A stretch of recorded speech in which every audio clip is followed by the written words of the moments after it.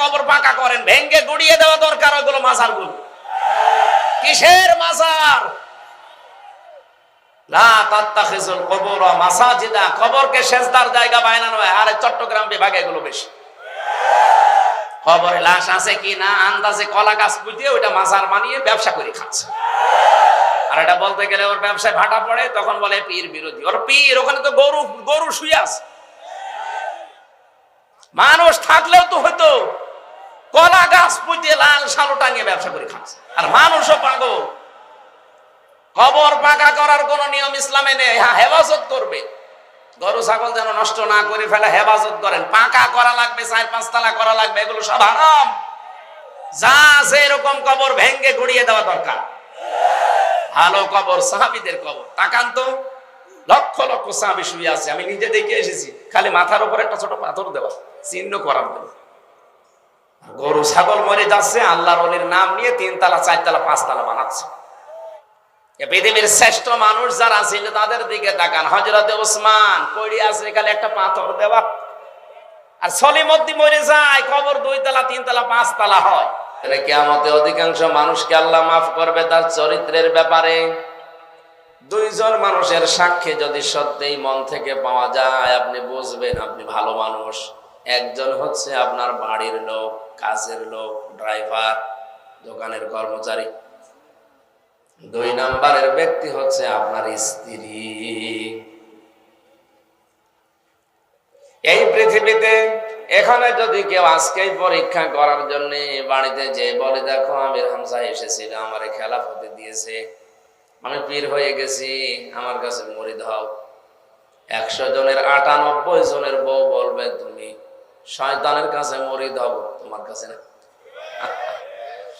কারণ তোমার সব আমার জানা আছে, কত নাম্বার সব আমি জানি। বিশ্বনবী কি দেখিয়েছিলেন 63 বছরে? তার নিজের আপন স্ত্রী 15 বছর ঘর করার পর খাদিজাতুল কুবরা 1 সেকেন্ড দেরি করে নাই তার উপরে ঈমান আনতে।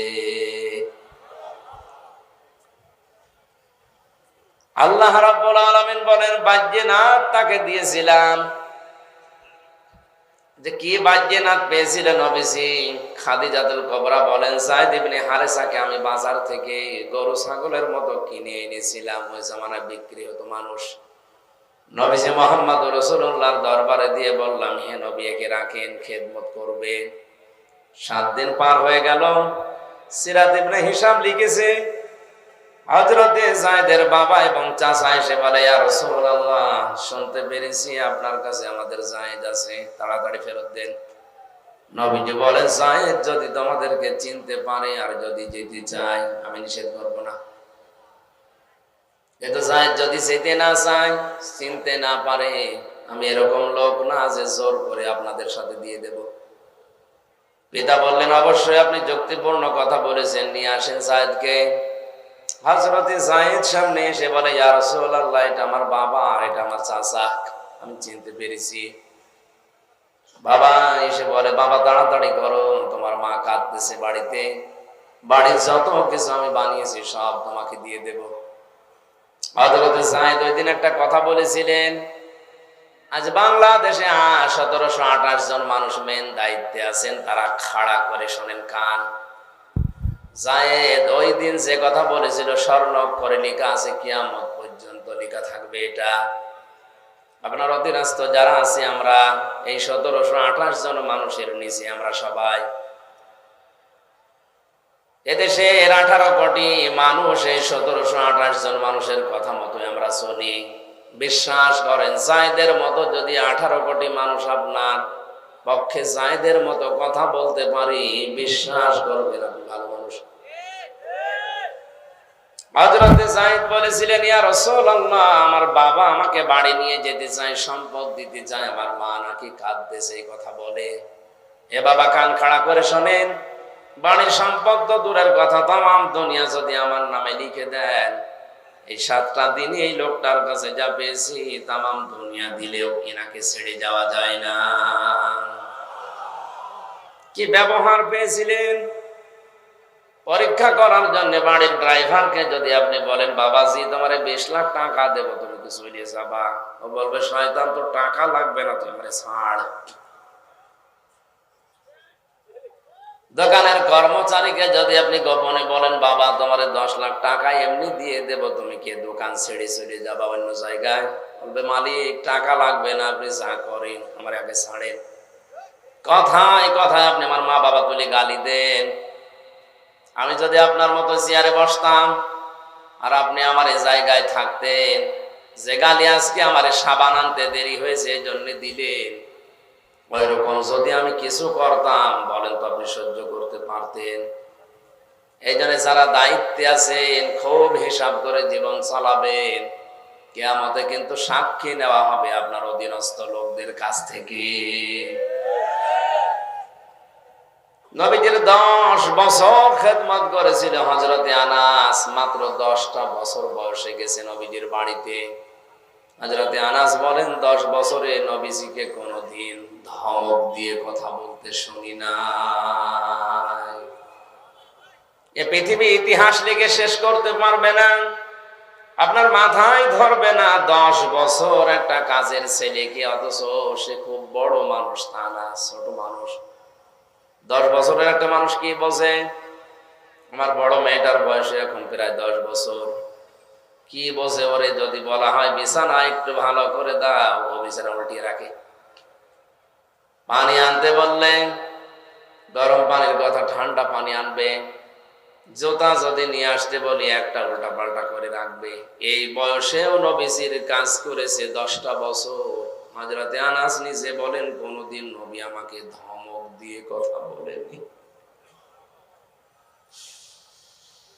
আমাকে একদিন একটা কাজে পাঠালেন, কাজ করতে গিয়ে দেখি হঠাৎ পথে মধ্যে পাহাড়ের পাদদেশে মার্বেল খেলছে বাচ্চারা। খেলায় লেগে পড়লাম। অনেকক্ষণ পর্যন্ত নবীজি অপেক্ষা করে দেখে না আমি এখনো আসি না, নিজে এসে দেখে আমি খেলায় ব্যস্ত হয়ে পড়েছি। বিশ্ব নবী নিজে আমার মাথার কাছে হাসে হাত দিয়ে বলেন যায়েদ, আনাস তোমাকে যে কাজ দিয়েছিলাম তোমার দেরি হচ্ছে দেখে আমি নিজেই কাজটা করে ফেলেছি, খেলা শেষ করে তারপরে আসো। আল্লাহ আমাদেরকে নবীজির কাছ থেকে চরিত্র নেওয়ার তৌফিক দিন, বলেন আমিন। এই পৃথিবীর গভীরতা যদি কেউ মাপতে চায় তাহলে আরবিতে আমির বলে। দৈর্ঘ্য যদি কেউ মাপতে চায় তার জন্য আলাদা শব্দ আল্লাহ দিয়েছেন। তেমন চরিত্র মুহাম্মদ রাসূলুল্লাহকে আল্লাহ দিয়েছিলেন খুলুকিন আযীম। আল্লাহর নিজের নাম লাগিয়ে দিয়েছেন আযীম। এত বড় মহান চরিত্র তোমাকে দিয়েছি, কিয়ামত পর্যন্ত মানুষ অনুসরণ করে কোন কিনারা পাবে না। আমি এবার একটা সত্য কথা বলবো, এবার অন্যদিকে নিয়েছেন। এখানে এসেছেন তো পরিবর্তন হওয়ার জন্যে। একথা বহুবার আমি ইঙ্গিত দিয়েছি। এই পৃথিবীতে যারা ওযু করে তাদের ওযু ভেঙে যায় 7টা কারণে। নামাজ পড়লে নামাজ ভেঙে যায় 19টা কারণে। এই কথাগুলো ঠিক আছে? কেউ যদি কাজ করে কাজও ভেঙে নষ্ট হয়ে যায় 2টা কারণে। হজ করলে হজ ভেঙে যায়, রোজা রাখলে রোজা ভেঙে যায়, যাকাত দিলে যাকাতও ভেঙে যায়। পৃথিবীর যত ইবাদত আছে সব করলে ভেঙে যাওয়ার কিছু কারণ আছে। দান করলেও দান ভেঙে যায়, খোঁটা দিলে ও দান আর দান থাকে না। কথা বলে দেখেন, কোরআনে কারিমে আল্লাহ জানিয়েছেন সূরা বাকারার ভেতরে দান করার চাইতে যদি খোঁটাই দিয়ে ফেলো ও দান না করাই ভালো ছিল। অথচ আজ বাংলাদেশে এই রোগের রোগী বেশি। কিছু দিতে দেরি, খোঁটা দিতে দেরি করে না। লা ইয়াদখুলুল জান্নাতা মান্নান। আল্লাহর নবী বলেন ওটা জান্নাতে যাচ্ছে না, যাবে না যেই লোকটা দান করার পরে খোঁটা দিয়ে ফেলে। আল্লাহ আমাদের চরিত্র থেকে যেন বাঁচান। আমি জেলখানায় থাকতে এক আলেম আমাকে নাকি সাহায্য করেছিল আমার বাড়িতে। সে কালকে পরশু দিনে 2 দিনে ফেসবুক লাইভ দিয়ে বলছে এত উপকার করলাম। তা উপকার করেছে আপনার বলার দরকার কি? আপনি তো উপকার করবেন আল্লাহর জন্য, কাউকে ভালোবাসলে আল্লাহর জন্য, ঘৃণা করবেন আল্লাহর জন্য, দান করবেন আল্লাহর জন্য, বিরত থাকবেন আল্লাহর জন্য। ফাকাদ ইসতাকমালাল ঈমান, তাহলে আপনার ঈমান পরিপূর্ণ হবে। আর কিছু দিয়ে যদি আপনি খোঁটায় দিয়ে ফেলেন, স্মরণ করিয়ে দেন, ওইটা থাকে না, আরো গুনাহযুক্ত হয়। যে আলেম এটা করেছেন, আপনাকে আমি সাবধান করলাম, এ কাজ করে নিজের আমল আপনি নষ্ট করেন না। যা করেছেন ওটা যদি আল্লাহর জন্য করে থাকেন, অবশ্যই আপনি কিছু পাবেন। আমার বোঝানোর বিষয় ছিল, পৃথিবীর যে কোনো বিষয় দান করে যদি খোঁটা দেওয়া হয়, তাহলে দান না করাই ভালো ছিল। কথা বলেছে কে? বলেন বলেন। তাহলে দান আপনার নষ্ট হয়ে যাবে, ভেঙে যাবে, ব্যর্থ হয়ে যাবে, বিফলে যাবে। পৃথিবীর যে কোনো ইবাদত করলে ওটা নষ্ট হয়, ভেঙে যায়, দুর্বল হয়ে যায়, বিফলে যায়, ব্যর্থ হয়। আপনার ঈমান আছে, ঈমানও ভেঙে যায়, নষ্ট হয়ে যায় 10টা কারণে। কয়টা? যে ঈমান নিয়ে জান্নাতে যাওয়ার বড়াই করছি আমরা, যে জান্নাত আমি যাবো কারণ আমার ঈমান আছে। আপনার ঈমান আছে না গেছে আপনি তো টেরও পাচ্ছেন না। সে জন্মের পর থেকে মুসলমানের ঘরে এসে মনে করছেন আমিও মুসলমানই আছি, কিন্তু আপনি তো মুসলমান আছেন কিনা এটা কোরআন আর হাদিস বলবে। আসতে বলেন। এরপর কোরআন শরীফ থেকে ব্যাখ্যা সূচক যত শব্দ আছে ওখান থেকে আমি হাদিসের সাথে মিলিয়ে 10টা কারণে মানুষের ঈমান নষ্ট হয়ে যায়, ভেঙে যায়। ঈমান যদি ভেঙে যায়, ওযু যদি ভেঙে যায়, ওযু যেমন ওযু থাকে না। নামাজ ভেঙে গেলে ওই নামাজ আর নামাজ থাকে না। কথা বলছেন এখানে? ঈমান যদি ভেঙে যায়, ওই ঈমান আর ঈমান থাকে না। ওই ঈমান আর আবু জেহেলের ঈমান সমান। আপনার ঈমান যেন ভেঙে না যায়, নষ্ট হয়ে না যায়। আমি হাদিস এখন বলবো না, কালকে বলবো। যে 10টা কারণে ঈমান ভাঙে, তার 4 নাম্বার কারণ হচ্ছে এই পৃথিবীতে বিশ্বনবী বাদ দিয়ে অন্য কারো আদর্শ যার ভালো লাগবে, ওর ঈমান ভেঙে যাবে। এদেশে এখন নেই। জরিপ বের হয় মাঝে মাঝে, এই দেশে 100 জনের মাত্র 15 জন বিশ্বনবীকে একমাত্র আদর্শ মানে, আর 85 জন আছে তা না নাই। এই হিসাবে বলেন তো আপনার ঈমান আছে না গেছে? আশা করছি আপনি এই পৃথিবীতে বিশ্বনবী ছাড়া আর কাউকে একমাত্র আদর্শ মানবেন না, সে যেই হোক। এরপরেও যদি একটু মনের ভেতরে কেমন কেমন লাগে না, কথা শক্ত হয়ে যাচ্ছে, তাহলে সূরা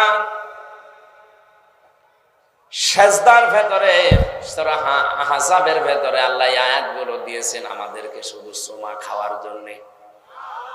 বলেন বলেন। আল্লাহ আমাদেরকে মেনে নেওয়ার তৌফিক দিন, বলেন আমিন। কোরআনে এতগুলো আয়াত থাকলে একটা মাত্র আয়াত পড়েছি, তাও সবার মুখস্থ আছে আয়াতটা। আমি 16 সালে হজে গিয়ে যখন তাওয়াফ করছিলাম, রুকনি ইয়ামিনি থেকে শুরু করে হজরে আসওয়াদ পাথর, এই যে জায়গাটা, এটা পার হওয়ার সময় লক্ষ লক্ষ হাজিরা এই আয়াতটাই পড়ে। তখন বুঝি নাই, এখন টের পায় যে কি করতে এই আয়াতটা পড়া লাগে। সারা দুনিয়াতে মানুষ যখনই মোনাজাত করে আল্লাহর কাছে এই আয়াতটা পড়ে, রব্বানা আতিনা ফিদ দুনিয়া হাসানা। কি বলেন আপনি? ওই সময়ও বুঝতে পারি নাই, দেশে এসে যখন তাফসির গুলো এক জায়গায় করে মিলালাম, দেখি দুনিয়া আখিরাত সব আল্লাহ এই আয়াতের ভেতরেই ঢুকিয়ে রেখেছে। আমরা এই আয়াত থেকে আজকে কিছু নেওয়ার চেষ্টা করব। যেহেতু তাফসীরুল কোরআন মাহফিল লিখেছেন, আমরা তাফসীর আকারে কথা বলবো ইনশাআল্লাহ। আশা করছি ঘন্টা খানেক কেউ উঠবেন না। উঠবেন? ওই যে উঠে চলে যাচ্ছে। এই সেলাই বসো। 1-1.5 ঘন্টা যদি বসে থাকতে না পারে তো বিয়ে দিলে বউ টেকবে? দেখেন কোনটা ওঠে। এখানে কিন্তু বহু মেয়ের বাপ বসে আছে, আপনার দিকে যদি তাকায় যে ওই যে চলে যাচ্ছে, না জীবনে বিয়ে হবে মনে করছে, এই জন্য উঠবেন। জবান খুলে কোরআনের আয়াত আগে সোনালী আয়াত পড়ে না। আউযু বিল্লাহি মিনাশ মিনাশ-শাইতানির রাজীম। বিসমিল্লাহির রহমানির রহিম। ওয়া মিনহুম মান ইয়াকুলু রব্বানা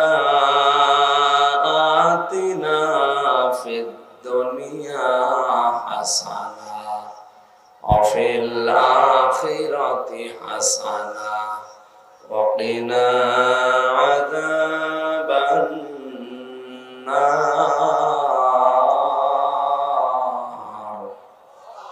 সাদাকতা ইয়া রাব্বানা। আল্লাহ যা বলেছেন সত্য বলেছেন। তাফসীরে ইবনে কাসির থেকে বর্ণনা করছি, আল্লাহ পাক বলেন মিনহুম মাইয়াকুলু, মানুষের ভেতরে অনেক মানুষ এমন আছে তারা বলছে, ভবিষ্যতেও বলবে। ইয়াকুলু এটা মুজারে, বর্তমান ভবিষ্যৎ, প্রেজেন্ট ফিউচার। অতীতেও কিছু মানুষ এই কথা বলেছিল, এখন বর্তমানে বলছে, ভবিষ্যতেও বলবে। রব্বানা, হে আমাদের প্রতিপালক, আতিনা আমাদেরকে দান করেন, ফিদ দুনিয়া হাসানা, দুনিয়ার হাসিনা হাসানা। আমাদের প্রধানমন্ত্রীর নাম পিরায় মিলে গিয়েছিল। হাসানা মানে কল্যাণ আর হাসিনা মানে সুন্দরী। দেখ, আর যাই কিছু না পেয়েছি, অন্তত সুন্দরী আমরা পেয়েছি। কোরআনে কারিমে পিরায় ওনার নাম আছে, হাসানার জায়গায় হাসিনা। সেদিনকে যারা বঙ্গবন্ধুর কবর জিয়ারত করতে গিয়ে দোয়া করছে, রব্বানা আতিনা ফিদ দুনিয়া হাসিনা। আল্লাহ দুনিয়ায় হাসিনা দাও, আল্লাহ বলছে দিয়েই দিয়েছি। শব্দের দিকে খেয়াল করেন তো, সারাটা জীবন এই দোয়া আপনি করছেন। এখানে যত মানুষ আছে জীবনে এই দোয়া করেনি এমন মানুষ খুঁজে পাওয়া যাবে না। অথচ কি বললেন আল্লাহকে, যে দুনিয়ায় হাসানা দাও, কল্যাণ দাও, শান্তি দাও, স্বস্তি দাও, নিরাপত্তা দাও, সুখ দাও।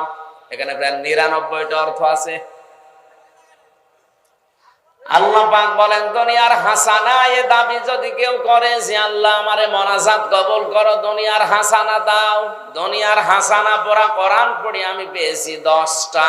কয়টা বলেন জোরে? কেউ যদি এই মোনাজাত করে আর এই 10টা জিনিস যদি পেয়ে যায়, সে যেন দুনিয়ায় এই দোয়া আল্লাহকে কবুল করাতে পেরেছে। আপনি এবার দেখবেন এই 10টা জিনিস পেয়েছেন কিনা। এই ছেলে, কি ডিস্টার্ব করো কোন কায়দায়?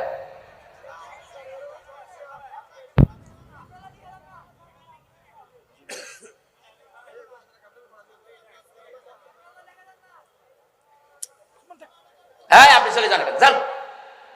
ঘন্টামি করার শেষ থাকে। কথাগুলো না বোঝার ভান করে বসে আছে না। 1 ঘন্টা পরে কিন্তু প্রশ্ন করবো আপনারা। জবাব দিতে না পারলে এখানে আসে বসা সময় নষ্ট করা একদম মনে হচ্ছে ইয়ার কি মারছে ওর সাথে। একটা কথা এবার কেউ বলে দেখেন, দেখেন কি করি। 1 ঘন্টা কথা বলতে হলে 20 ঘন্টা আমার পড়া লাগে, আর ও হেলায় খেলায় সময় নষ্ট করছে।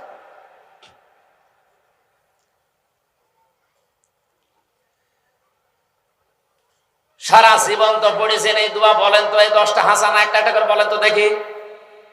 যে কথা বলছেন বলেন। একটা আয়াত থেকে তথ্য বের করতে হলে কত তাফসীর দেখা লাগে জানেন? কথা বলছেন মানে এতগুলো নোট করলাম আমি কি খেলা করার জন্য? কষ্ট হলেও বসে থাকবেন, দাঁড়াবেন, কথা বলবেন না। দাঁড়িয়ে থাকেন, বসে থাকেন, আমার অসুবিধা নেই। কথা বললে আমার অসুবিধা। ইশারায় কাজ করবেন, একটা কথা বলবেন 1 ঘন্টার ভেতরে।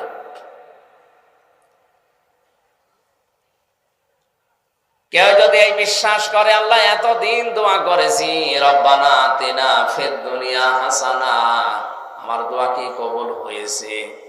আল্লাহ বলেন 10টা জিনিস যদি দুনিয়ায় পাও, তুমি বিশ্বাস করতে পারো তোমার দোয়া কবুল হয়ে গেছে। আফিল আখিরাতি হাসানা, আল্লাহ আখিরাতের হাসানা দাও। আল্লাহ পাক বলেন আখিরাতের হাসানা 5টা। কয়টা? আপনি দেখবেন ওই 5টা যদি পেয়ে যান তাহলে আপনি আখিরাতের হাসানাও পেয়ে গেছেন।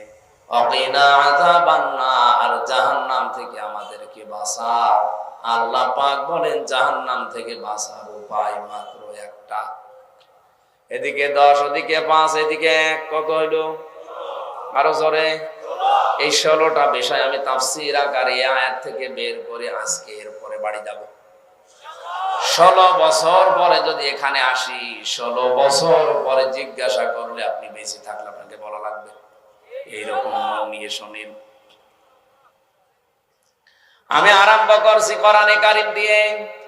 কেউ যদি বলে আমি দুনিয়ার হাসানা চাই, আল্লাহ বলেন হাসানা, পৃথিবীর প্রথম হাসানার নাম হচ্ছে কোরআনে কারীম পাওয়া। তুমি কোরআন পেয়েছো? যদি বলেন হ্যাঁ পেয়েছি, আমার ঘরে আছে না।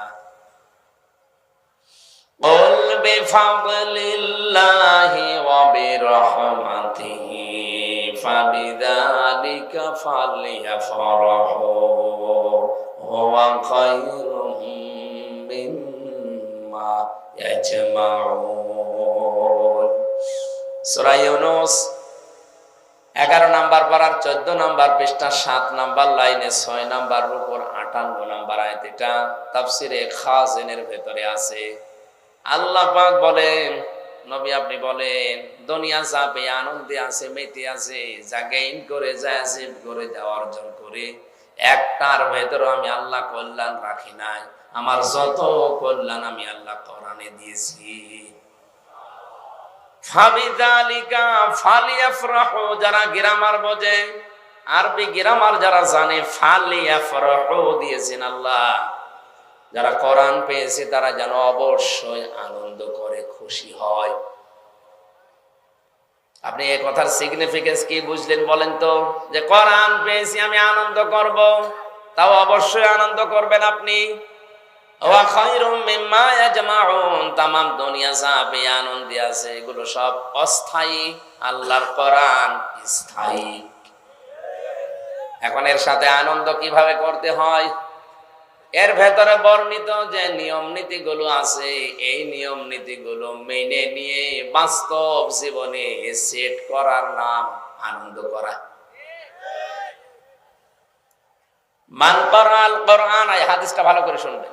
জন্মের পর থেকে এটা শুনেছেন, এভাবে শোনেননি। মান ক্বারাআল কোরআনা ফাস্তাযহারাহু ফাহাল্লা হালালাহু ওয়া হাররামা হারামাহু আদখালাহুল্লাহুল জান্নাহ ওয়া শাফাআহু ফি আশারাতিন মিন আহলি বাইতিহি কুল্লুহুম ক্বাদ ওয়াজাবাত লাহুন নার। তিরমিজির হাদিস। নবীজি বলেন যে ব্যক্তি কোরআন পড়ে, এ পর্যন্ত বুঝেছেন? যে ব্যক্তি কোরআন পড়ে, ফাস্তাযহারাহু, ইজহার করে কোরআনকে। ইজহার করা মানে প্রকাশ করা, ইজহার করা মানে দাঁড় করানো, ইজহার করা মানে প্রতিষ্ঠা করা। 33টার উপর অর্থ আছে এই শব্দটার। যে ব্যক্তি কোরআন পড়ে এবং কোরআনকে ইজহার করার চেষ্টা করে, দাঁড় করায়, প্রকাশ করে দেয়, ওপেন করে মানুষের কাছে, প্রতিষ্ঠা করার জন্য, কায়েম করার জন্য চেষ্টা চালায়। ফাহাল্লা হালালাহু ওয়া হাররামা হারামাহু, এর ভেতরে হালালকে হালাল জানার পরে আঁকড়িয়ে ধরে, আর হারামকে হারাম জানার পরে ছেড়ে দেয়। আদখালাহুল্লাহুল জান্নাহ, আমি আল্লাহ নিজে তাকে জান্নাতে প্রবেশ করিয়েছি, না করাবো না। নালে আদখালাহুল্লাহ এটা মাঝি, তাকে আল্লাহ প্রবেশ করিয়েছে। আপনি কি বুঝলেন? এখনো মরেননি তো জান্নাতে গেলেন কি করে? হাদিসের ব্যাখ্যায় টিকাতে লেখা পেয়েছে, কোন মানুষ যদি সত্যিই কোরআনকে ইজহার করার জন্য, প্রতিষ্ঠা করার জন্য, কায়েম করার জন্য মন থেকে চেষ্টা চালায়, প্রতিষ্ঠা যদি নাও হয় তার দোষ না, তার দোষ হচ্ছে সে চেষ্টা করেনি। কেন?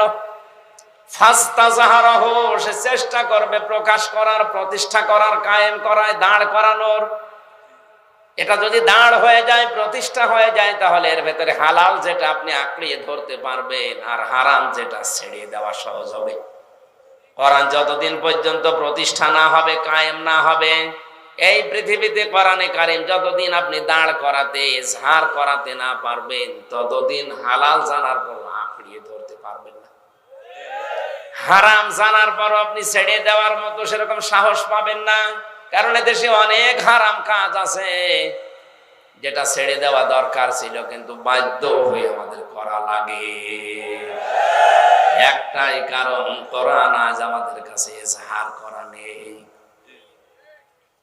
এজন্য এজাহার করার চেষ্টা করবে যে ব্যক্তি কোরআন পড়ার পাশাপাশি একে দাঁড় করাতে চেষ্টা করবে, কায়েম করবে, প্রতিষ্ঠা করবে, যাই বলেন এর হালাল যখনই পাবে আঁকড়াবে, হারাম ধরলেই ছেড়ে দেবে। আল্লাহ নিজে তাকে যেন মনে হয় জান্নাতে দিয়ে দিয়েছে, শুধু এতটুকুই শেষ করেননি, আদখালাহুল্লাহুল জান্নাহ ওয়া শাফাআহু ফি আশারাতিন মিন আহলি বাইতিহি কুল্লুহুম ক্বাদ ওয়াজাবাত লাহুম নার। এই শব্দটা ভালো করে শুনবেন।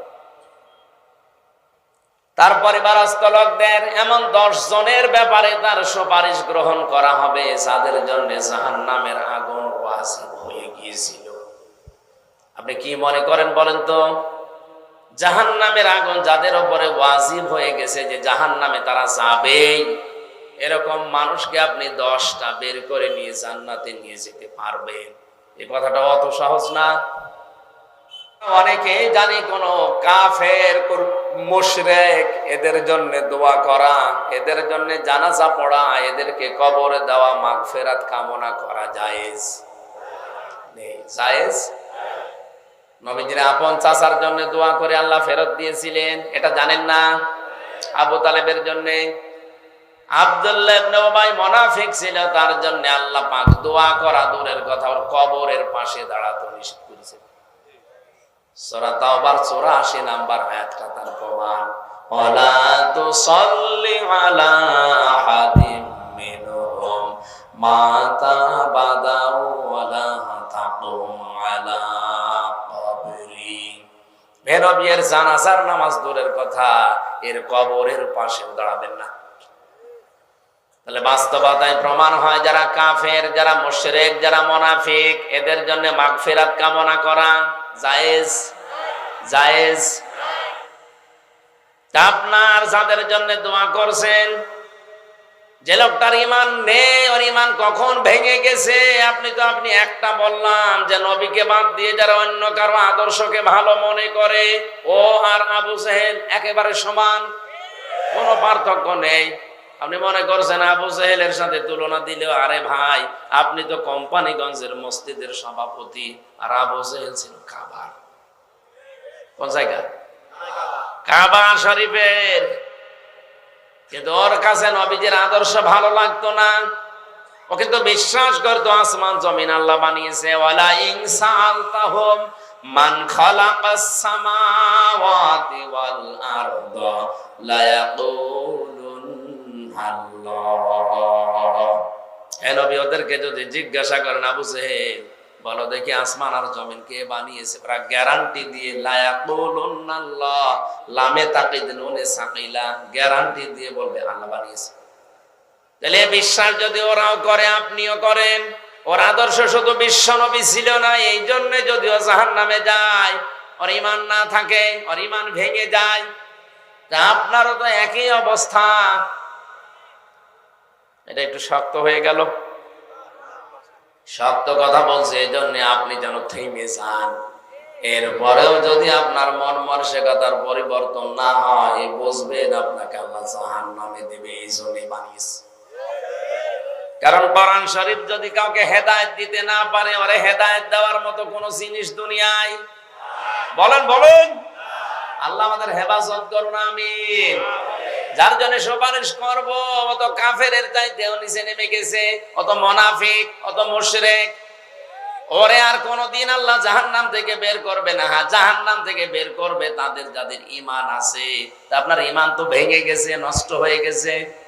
নিজেই বললেন যে ওযু করলে 7টা কারণে ওযু ভেঙে যায়, একটা কারণ পাওয়া গেলে ওই ওযু আর ওযু থাকে না। কথা বললেন না কেন?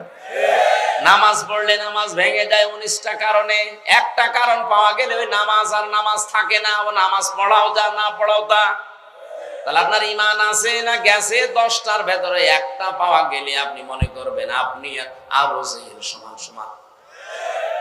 আবু জেহেলের জন্য সুপারিশ করলে যেমন কাজে লাগবে না, আবু তালেবের জন্য সুপারিশ করেছে নবীজি, কাজে লাগে নাই। আপনার জন্য যদি সুপারিশ করে আপনার ওই হাফেজ ছেলে কাজে লাগবে না, কারণ আপনার তো ঈমান নেই, আপনি বেঈমান। দুনিয়ার হাসানা আপনি পেয়েছেন কিনা এবার নিজের কাছে জিজ্ঞাসা করেন। আপনি কোরআন পেয়েছেন?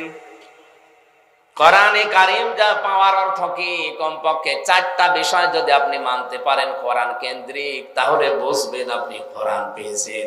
এই দলিলটা আছে সূরা বাকারা 1ম নাম্বার পারা 18 নাম্বার পৃষ্ঠা 4 নাম্বার লাইনের 121 নাম্বার আয়াতে, আল্লাযীনা আতাইনাহুমুল কিতাবা ইয়াতলুনাহু হাক্কা তিলাওয়াতি। আমি তাদেরকে কিতাব দিয়েছি, কোরআন দিয়েছি, তারা এর হক আদায় করে পড়ে। আমি এই শব্দটা নিয়ে তাফসিরে বহু ঘাটাঘাটি করে আমার মাথায় ঢুকতেছিল না।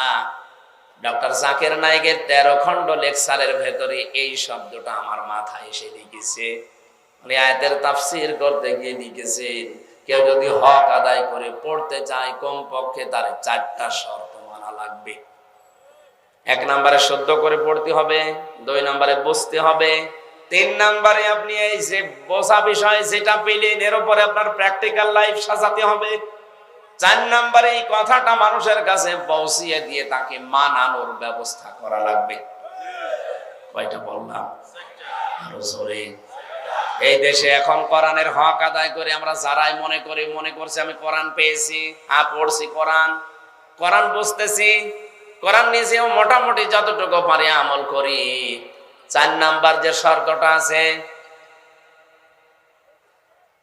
না আপনাদের এদিকে মন নেই, আমি কিন্তু এক্ষুনি 4টা জিজ্ঞেস করব। কোরআনের হক আদায় করে পড়ার অর্থ কয়টা? 1 নম্বরে শুদ্ধ করে পড়া, 2 নম্বর ওটা বোঝা, 3 নম্বর ওর উপরে কাজ করা, 4 নম্বর ওটা মানুষের কাছে পৌঁছিয়ে দিয়ে ওটা মানানোর ব্যবস্থা করা।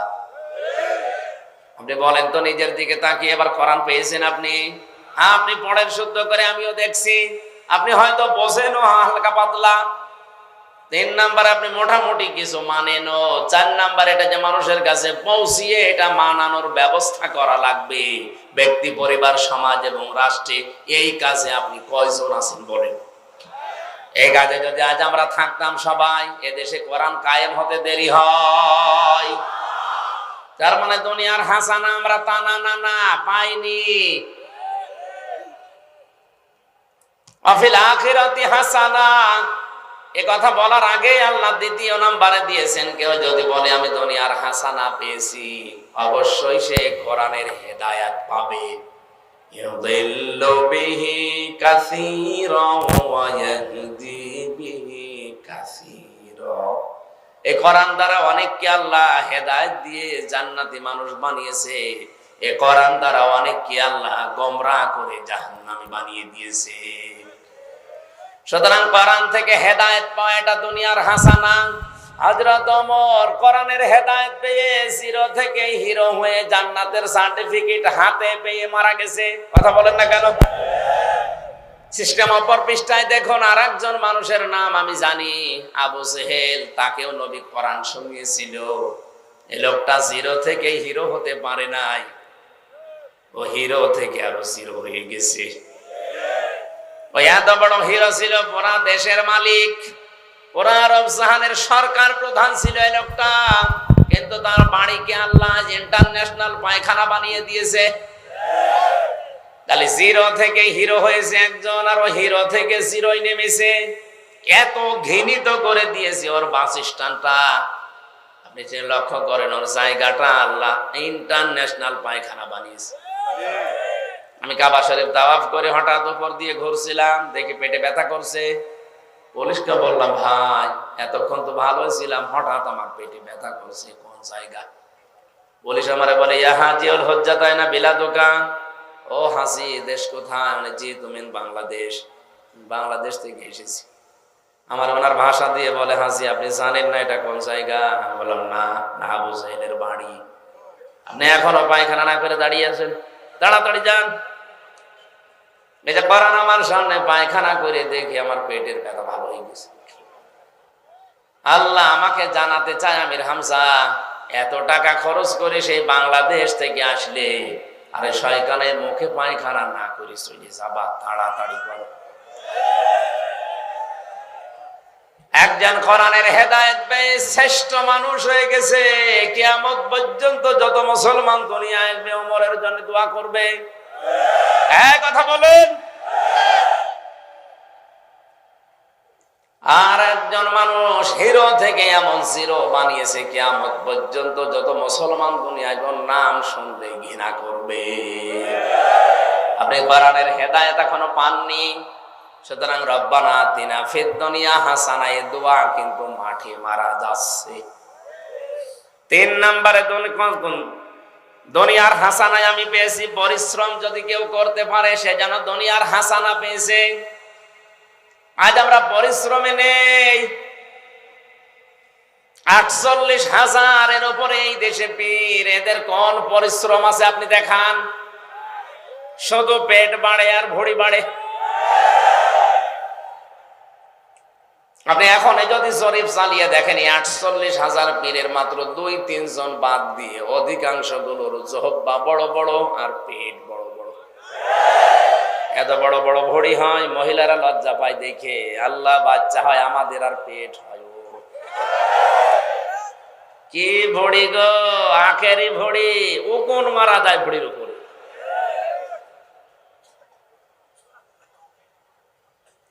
না, আমি হাসির খোরাকি দেয়নি, আপনাকে কাজ করা লাগবে, পরিশ্রম করা লাগবে। বিশ্বনবী মুহাম্মদুর রাসূলুল্লাহ পরিশ্রমে যারা করে তাদেরকেই বলেছেন আল কাসিবু হাবিবুল্লাহ, যারা কাজ করে খায় এরা আল্লাহর বন্ধু। সুবহানাল্লাহ বলতে পারেন না? যারা বসে বসে খায় এরা আল্লাহর বন্ধু, এ কথা কোরআন হাদিসে আছে? নেই। আরো আছে, যখন নামাজ শেষ হয়ে যাবে মসজিদে থাকবি না, নামাজ শেষ মসজিদ থেকে বের হয়ে যাবে। ফাইদা কুদিয়াতিস সালাতু ফান্তাশিরু ফিল আরদি ওয়াবতাগু মিন ফাদলিল্লাহ। মসজিদে গেলে রহমত পাওয়া যায়, আর জমিনে আসলে ফসল পাওয়া যায়, অনুগ্রহ পাওয়া যায়, নেকি রিজিক পাওয়া যায়। এই জন্য আল্লাহ মসজিদে ঢোকার সময় নবীকে বলছেন, আপনি বলেন আল্লাহুম্মা আফতাহ লি আবওয়াবা রাহমাতি, হে আল্লাহ তুমি তোমার রহমতের যত দরজা আছে সব আমার জন্য খুলে দাও। মসজিদে রহমত পেয়েছেন, এবার আর বেশি দরকার নেই, বের হন। মসজিদ থেকে বের হওয়ার সময় আপনার মুখ দিয়ে আল্লাহর নবী বলেন, এটা বলো আল্লাহুম্মা ইন্নী আসআলুকা মিন ফাদলিক, হে আল্লাহ আমি তোমার কাছে রিজিক চাই, ফসল চাই, অনুগ্রহ চাই। আর এটা মসজিদে পাওয়া যায় না, এটা পাওয়া যায় জমিনে। কোথায়? আবতাগু মিন ফাদলিল্লাহ, অনুসরণ করো, ফান্তাশিরু ফিল আরদি, জমিনে ছড়িয়ে যাও। এখানে আমাদের উচিত হচ্ছে, অনেকেই আছে নামাজ পড়ার পরে ফ্যান লাগিয়ে আবার বসে বসে গল্প করে, মনে হচ্ছে ফ্যান ওর পাপের। ধর মসজিদে নামাজ শেষ, ফরজ নামাজ পড়ার পরে সুন্নত নফল মসজিদে পড়া ঠিক না, ওটা বাড়ি পড়ার নিয়ম। আর বসে আছে তো আছে, অনেকে আবার ঘুমায়। মসজিদে বেশিক্ষণ থাকা নিষেধ।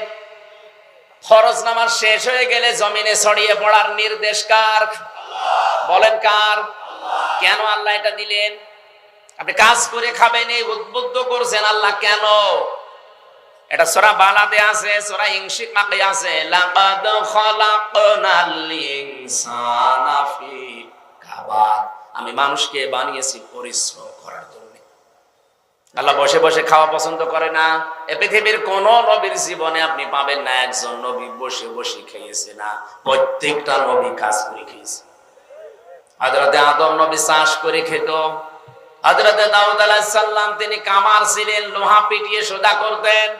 মুহাম্মদুর রাসূলুল্লাহর মতো এত বড় মহামানব ব্যবসা করে খেতেন। সুবহানাল্লাহ বলতে পারেন নাই? আমার দাদা একটা গল্প বলছিল যে মসজিদে বেশিক্ষণ যদি নামাজের পরে কেউ থাকে কি অবস্থা হয়। এক এলাকায় বিদ্যুৎ ছিল না, কিছু মানুষ টাকা পয়সা জোগাড় করে মসজিদে জেনারেটর লাগিয়েছে, ফ্যান চলে, নামাজের সময় এসে নামাজিরা একটু সুখ শান্তি পায়। 4 জন বিয়াদব এলাকায় নামাজ পড়ে না, মুয়াজ্জিনকে এশার নামাজের পরে ধরে বলছে, ভাই আমরা নামাজ পড়বো না, কিন্তু এসার পরে আপনি যখন বাড়ি যাবেন, আমাদের এলাকায় কারেন্ট নেই, এজন্য বাড়িতে তো আমাদের ফ্যানও নেই, গরমে ঘুম আসে না। আপনি চাবি দিয়ে যাবেন, ফজরের সময় যখন আজান দিতে আসবেন আমাদের ডেকে দেবেন, আমরা চলে যাব, সারা রাত আরামে ঘুমাবো। মুয়াজ্জিন বলছে ফেরি ফেরি দেব, ঠিক আছে আমরা 4 জন মিলে 1000 টাকা দেব, রাজি হয়ে গেছে। এশার নামাজ পড়ে মানুষজন সবাই বাড়ি চলে যায়, ওই সময় মুয়াজ্জিন ওদের কাছে চাবি দেয়। মসজিদে প্রবেশ করে মানুষ 4 জন, ফ্যান দিয়েছে 12টা, রেগুলেটর নেই, হাই স্পিডে ঘুরছে। যাদের ফ্যানের নিচের ঘুমানোর অভ্যাস নেই, ওরা যদি একবার ফ্যান পায় ও ঘুমাবে না, মরে যাবে। এমন ঘুম দিয়েছে, কার কাপড় কোন জায়গায় আল্লাহ জানে। শুধু মুয়াজ্জিন ফজরের আজান দিতে এসেছে, লাইট জ্বালিয়েছে, বসে নাউজুবিল্লাহ। তাদের মাঝখানে দাঁড়িয়ে জোরে চিৎকার দিয়েছে, মসজিদে থাকা হারাম। রাত মাত করে ওঠে বলছে, কি ফতোয়া দিলেন, মসজিদে থাকা যাবে না, হারাম। মুয়াজ্জিন সাহেব, মসজিদে থাকা হারাম, দলিল কই? দলিল লাগবে না, নিজে দেখলাম। কিসের দলিল? আমি নিজে দেখলাম, এরপর আবার দলিল লাগবে? নামাজের পরে আপনি মসজিদে থাকবেন, আল্লাহর নিষেধ, আপনি কাজ করে খাবেন, এটা দুনিয়ার হাসানা। যারা কাজ করে খেতে পারেন বুঝবেন আপনি দুনিয়ার হাসানা পেয়েছেন। 4 নম্বরে দুনিয়ার হাসানা হচ্ছে নিরাপত্তা পাওয়া। আজ আছে নিরাপত্তা? 24 ঘন্টা আমরা থাকি আতঙ্কে, বাইরে গেলে গুম হয়ে যায়, ঘরে থাকলে খুন হয়ে যায়। যুবতী মেয়ে আপনি মাদ্রাসা, স্কুল, কলেজে, ভার্সিটিতে পাঠিয়েছেন, যতক্ষণ ফিরে না আসে মা নিরাপত্তাহীনতায় থাকে, যায় নামাজে দোয়া করছে, মাবুদ মেয়ে তো পাঠিয়েছি কলেজে, ভার্সিটিতে, ও কি একা আসবে না জামাই নিয়ে আসবে? আজ নিরাপত্তা আমাদের নেই। যতটুকু ছিল বা না ছিল, শারীরিক শিক্ষা নামে যা এসেছে, এইটার দ্বারা আজ 5 ছেলে মেয়েরা পর্যন্ত 2টো মানুষ একটা হয়ে যাচ্ছে। কথা বলে না কেন? সুতরাং এই শিক্ষাগুলো বাদ দিয়ে কোরআনের শিক্ষা চালু করেন। 1 থেকে মাস্টার্স পর্যন্ত 100 মার্কের কম্পালসারি সাবজেক্ট বানিয়ে দেন, ওর চরিত্র এমনিতেই ভালো হবে। মেয়েটা বিশ্ববিদ্যালয় থেকে আসার সময় আর জামাই সাথে করে আসবে, একাই আসবে। এ গ্যারান্টি পেয়েছি সূরা বাকারার 38 নম্বর আয়াতের মাঝে, ফামান তাবিআ হুদায়া ফালা খাউফুন আলাইহিম ওয়ালা হুম ইয়াহজানুন। 5 নম্বরে দুনিয়ার হাসানা হচ্ছে সুখ আর শান্তি। সুখ শান্তি কাকে বলে? সুখ শব্দটা রাহাতুন থেকে এসেছে, আর শান্তি শব্দটা সিলমন থেকে এসেছে। সুখ আর শান্তির ভেতরে আমি তাফসিরে পেয়েছি, সুখ হচ্ছে 3টা আর শান্তি হচ্ছে 4টা। এই 7টা জিনিস যখন একত্রিত হবে, আমি 12টা পর্যন্ত কথা বলি, 12টা পর্যন্ত, এজন্য তাড়াতাড়ি শেষ করে দিচ্ছি। 7টা বিষয় যদি কেউ পায় তাহলে সে সুখ শান্তি দুনিয়ার হাসানা পেয়েছে। 6 নম্বরে সুস্থতা পাওয়া, আপনি যে সুস্থ আছেন এটা দুনিয়ার হাসানা। 8 নম্বরে সন্তান যেন ভালো হয়, এটা দুনিয়ার হাসানা। ভালো সন্তান ওইটা যেটা ডাল খায়, এটা বাবা খায়। আর সন্তানগুলো আমরা মানুষের মতো মানুষ বানাতে পারছি না, নষ্ট হয়ে যাচ্ছে। এ সন্তান নষ্ট হওয়ার পেছনে কারণ শুধু সন্তান একা না, এর পেছনে যে দায়িত্বগুলো পালন করা দরকার ছিল, আজ অভিভাবক হিসাবে আমরা 4টা দায়িত্বের একটাও পালন করতে অনেকেই পারছি না। এই জন্য সন্তানগুলো নষ্ট হয়ে বিপথে চলে যাচ্ছে। কথা বলে ঠিক? দুনিয়ার হাসানা এটা না। 1 নম্বরে দুনিয়ার হাসানা সন্তান যেন ভালো হয়। ভালো সন্তান তো ওইটাকে বলে যেটা আল্লাহর পরে যে মা বাবার স্থান, এই জিনিসটা যে সন্তান জানে। কোরআন শরীফের ভেতরে আমি মা বাবার মতো সম্মান দেওয়া এ পৃথিবীতে আর কাউকে পাইনি। আল্লাহ বলেন আমার পরে তোদের মা বাবার স্থান কেন জানো? আখফিদ লাহুমা জানাহাযুল্লি মিনার রাহমা ওয়াকুর রাব্বিরহামহুমা কামা রাব্বায়ানি সাগীরা। আল্লাহ কিন্তু জানাহুন দিয়েছেন। জানাহুন মানে ডানা। জানাহুন মানে আমাদের তো ডানা নেই, আছে কি আছে? তাহলে আল্লাহ আদম দিলেন না কেন? এ আয়াত ভুল। আল্লাহ জানাহুন দিয়েছেন, তাও পাখির কাছ থেকে হাওলাত করে ধার করে, কারণ পাখির ডানা হয়। তারপর আল্লাহ বেলেনের জাহাজের ডানা নেননি, কারণ জাহাজের ডানার ভেতরে কোনো পর থাকে না, পালক থাকে না, মোলায়েম নরম সফট কোমল হয় না। পাখির ডানার ভেতরে পর আছে, পালক আছে, এটা মোলায়েম হয়, নরম হয়, সফট হয়, কোমল হয়। একটার সাথে আর একটা যখন লেগে যায়, আল্লাহর শব্দ চয়ন গুলো দেখেন। অখফিজ, খবজুন শব্দের শাব্দিক অর্থ হচ্ছে ডাউন, ফল করা। ডাউন, শুধু ডাউন করে দেবেন হবে না, ফল করে দেবেন। যেহেতু এরোপ্লেনের ডানা, বিমানের ডানা, হেলিকপ্টারের ডানা, এটা ডাউন হওয়ার পরে ফল হলে আর ওড়ে না। অথচ পাখির ডানা ডাউন করার পরে ফল করে দিলে উঠতে পারে। শুধু উঠতেই পারে না। আল্লাহ কেন পাখির ডানা হাওলাত করলেন?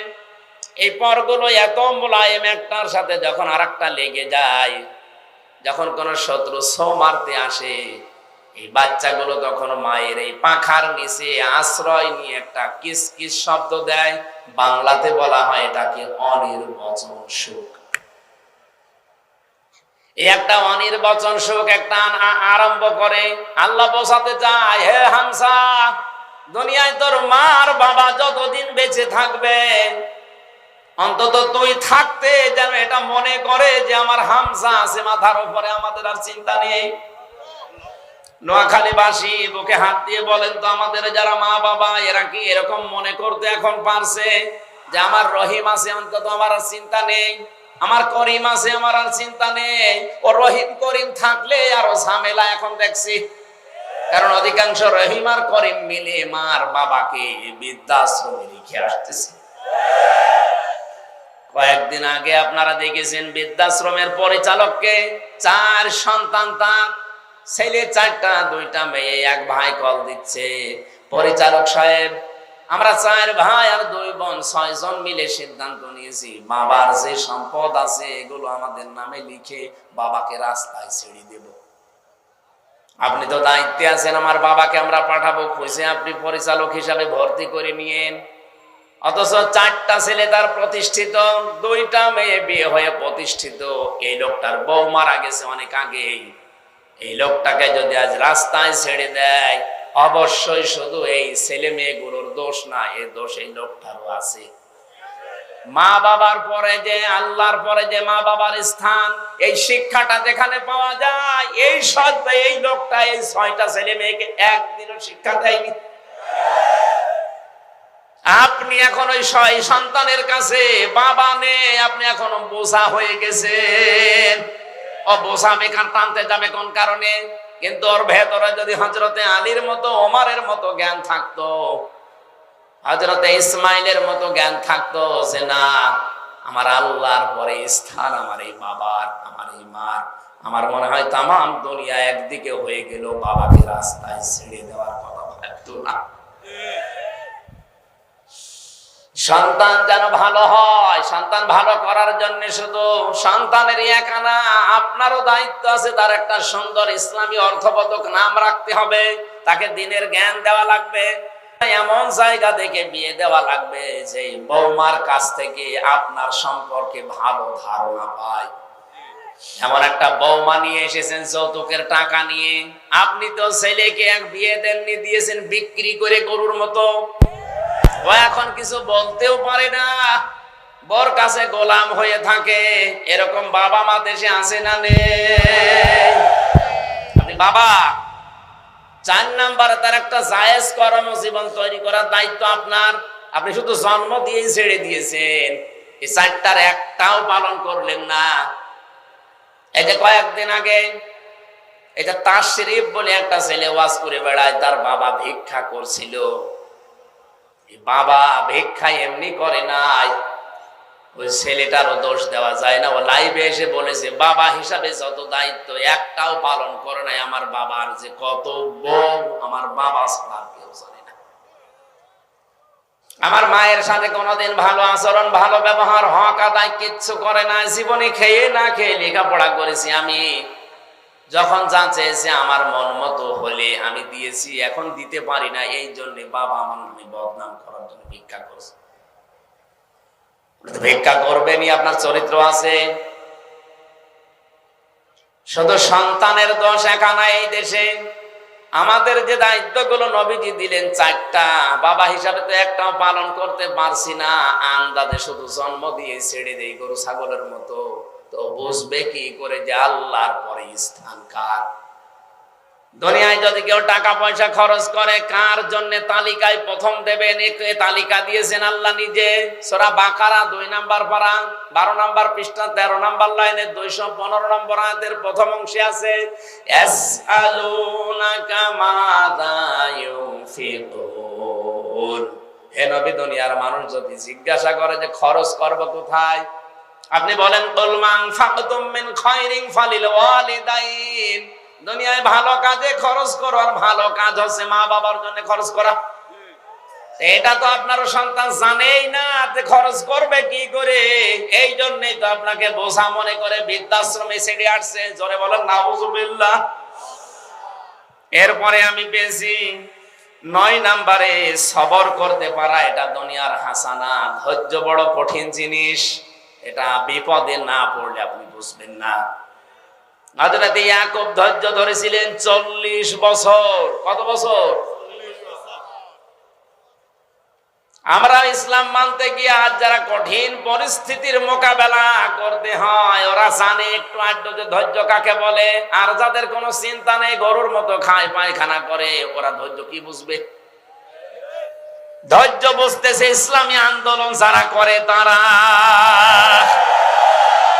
আপনি টের পাবেন না ধৈর্য কারে বলে, কত প্রকার কি কি তারা দিচ্ছে যারা ইসলাম কায়েম করার জন্য চেষ্টা করে। আচ্ছা না, আমি নামাজ পড়ি না। আরে ভাই, আপনার নামাজ নেওয়ার জন্য আল্লাহ বসে আছে। নামাজের যে শিক্ষাটা, ও শিক্ষাটাই তো আপনি নেননি। কিসের নামাজ পড়েন? 10 নম্বরে আল্লাহ পাক বলেন স্ত্রী যেন ভালো হয়, এটা হচ্ছে দুনিয়ার হাসানা। ভালো স্ত্রী ওইটা যে সকাল বিকাল স্টার জলসা দেখে না। মানে এখানে যারা আছে, আমার মনে হয় 100 জনের 98 জনের বউ উল্টা পাল্টা জিনিস দেখতে আছে। বউ ভালো হয় কি করে? 4টা গুণ থাকা লাগবে ভালো বউর ভেতরে। কয়টা? বলেন বলেন।